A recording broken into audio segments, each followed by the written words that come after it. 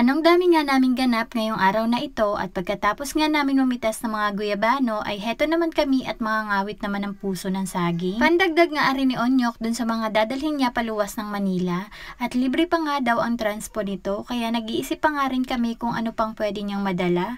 Pagbibenta nga ng mga gulay at marami pang iba ang hanap buhay nila doon. Kasama ko nga rin pala ngayon sa pangangawit ng puso si Insang Nimpred at dahil nga nagbablog din siya kaya talaga namang magkakasundo kami. Pakifollow na rin ho aring pinsan kong are lalo na kung mahilig kang manood ng mga bukid vlog katulad ng ginagawa namin ngayon. Kapag talaga may tanim ka na puno ng saging ay wala talagang sayang dahil puso pa lang nito ay pera na at ulam mo na nga rin. Pag nasa probinsya ka din talaga ay dapat palaging madiskarte lalo na pagdating sa mga aulamin. Kaya humahanga din talaga ako dun sa mga masisipag maggulay dyan. Sa puso pa nga lamang ng saging ay anong dami mo nang pwedeng lutuin. Kayo ba? Anong paborito nyong luto? Ako kasi depende.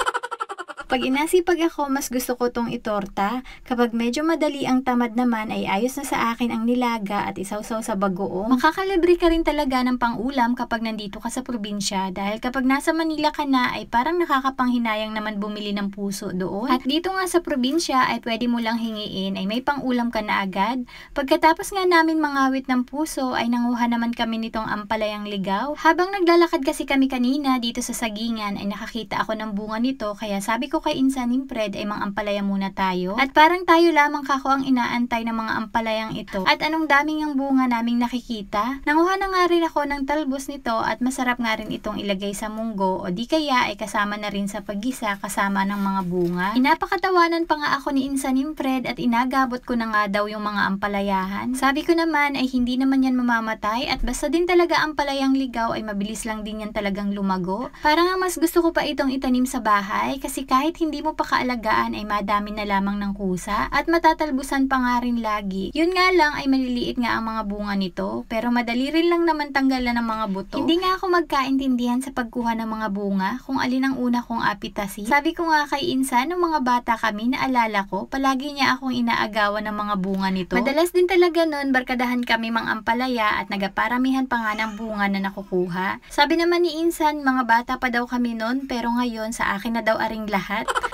Madami na nga akong nakuhang bunga pero feeling ko ang dami pa rin talagang tira. Hindi ko na nga rin talaga pinakasaid para sa sunod ay abalikan ko na lamang ulit kapag umahon ako din sa bundok. Dadalhin ko nga pala ari sa bahay at isa rin talaga ito sa mga gusto kong gulay. Ito nga pala ang mga nakuha namin ngayong araw na ito at yung dalawang guyabanong hinog dyan ay adalhin ko sa bahay tapos makuha rin lang ako ng isang puso. Kinahapunan nga ay nagpahatid na rin ako kay Onyok pauwi sa bahay at 2 araw na nga rin ako din sa bundok. 2 gabi na nga din na hindi ko katabing matulog si Jello kaya naman sobra ko na nga rin talagang namimiss ang batang makulit na yun. Pagdating nga namin ay silang dalawa ni ate lamang ang tao sa bahay. Pag-araw kasi ay dito sila sa bahay nagatigil at nanonood lamang yung dalawang yan ng TV.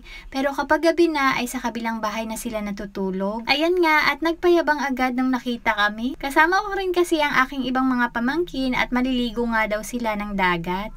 Kaya naman tuwang-tuwa na naman si Jello. Medyo makulimlim nga rin ang panahon pero sabi nila ay mainit naman daw ang tubig sa dagat. Habang naliligo nga sila sa dagat ay nagaluto naman si Onyok ng aming pananghalian at adalhin na lamang at doon na lamang daw sila manananghalian para hindi na sila umakyat din nga naman sa bahay. Nagprito na nga rin ako na ring hilaw na saba na dala ko rin galing sa bundok. Hindi na nga ako sumama sa kanila at ako'y pagod na nga rin galing bundok at pati nga si Yona ay antok na rin.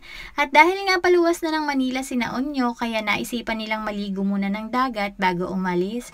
Kinagabihan naman ay ginulay ko na itong ampalaya kong pinanguha kanina. Mas masarap kasi itong gulayin lalo na kung kakapitas pa lang. Sinamahan ko na nga rin ito ng kaunting talbos at gigisa ko na nga lamang. Simpleng luto lamang naman ito at alam kong kayang-kaya nyo rin. Naparami na naman nga ang kain ko ngayon. And yun lang for today's video. Salamat sa panonood!